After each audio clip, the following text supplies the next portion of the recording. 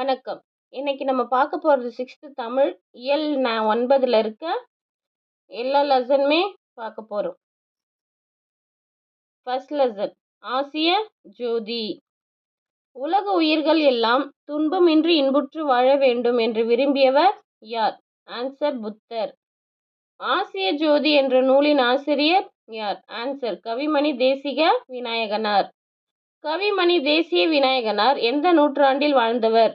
20ஆம் நூற்றாண்டு.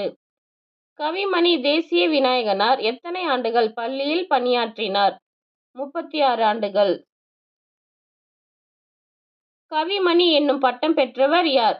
தேசிக விநாயகனார். ஆசிய ஜோதி யாருடைய வரலாற்றை கூறும் நூல்?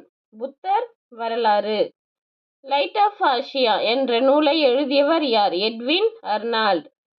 அரச வாழ்வை துறந்து நள்ளிரவில் அரண்மனையை விட்டு வந்தவர் யார்? ஆன்சர் புத்தர். புத்தர் எந்த மன்னனுக்கு உயிர் கொல்லாமை பற்றிய அறிவுரை கூறினார்? பிம்பிசாரர்.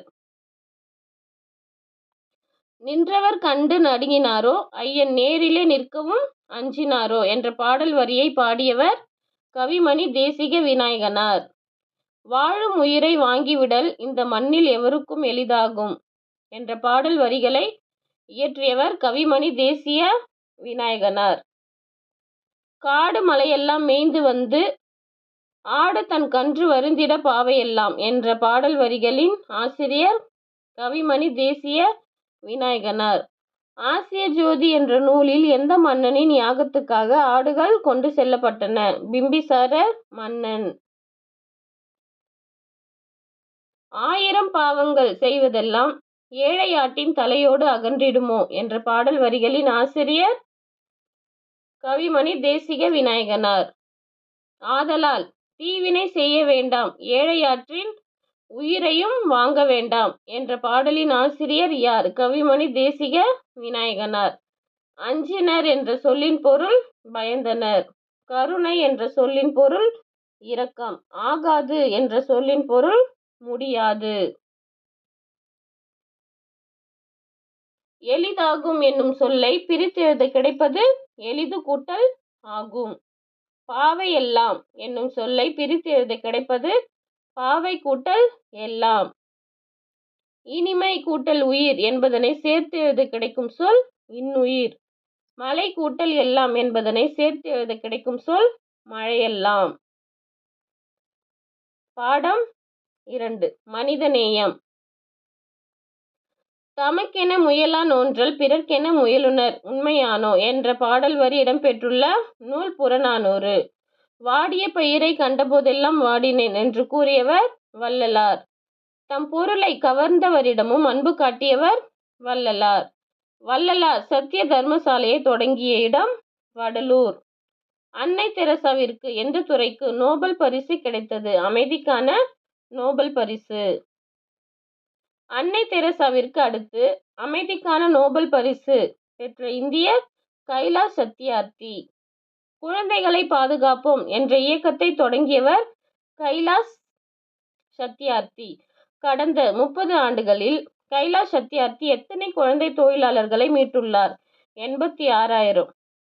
கைலாஷ் சத்தியார்த்தி உலக குழந்தைகள் கல்வி உரிமைக்காக 12 நாடுகளில் எத்தனை கிலோமீட்டர் தூரம் நடைப்பயணம் சென்றுள்ளார்? 80,000 கிலோமீட்டர். குழந்தைகளை தொழிலாளர்களாக மாற்றுவது மனித தன்மைக்கு எதிரான குற்றம் போல உலகத்தை குழந்தைகளின் கண் கொண்டு பாருங்கள், உலகம் அழகானது என்ற கூறியவர் யார்? கைலாஷ் சத்தியார்த்தி.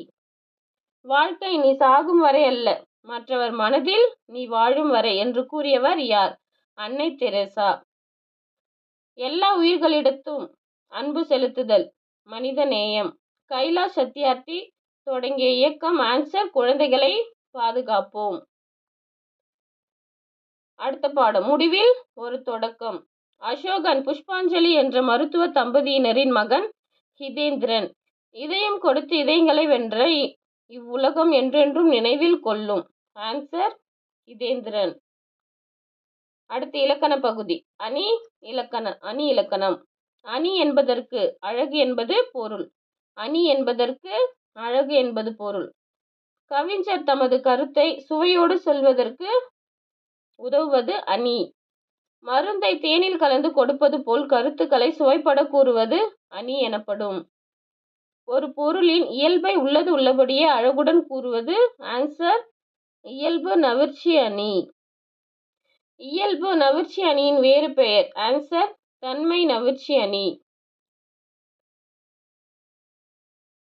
தோட்டத்தில் மேயுது வெள்ளை பசு, அங்கே துள்ளி குதிக்குது கன்றுக்குட்டி என்ற பாடலை இயற்றியவர் யார்? ஆன்சர் கவிமணி தேசிக விநாயகனார். தோட்டத்தில் மேயுது வெள்ளை பசு, அங்கே துள்ளி குதிக்குது கன்றுக்குட்டி என்ற பாடல் பயின்று வந்துள்ள அணி இயல்பு நவிர்ச்சி அணி. ஒரு பொருளின் இயல்பை மிகைப்படுத்தி அழகுடன் கூறுவது உயர்வு நவிர்ச்சி அணி.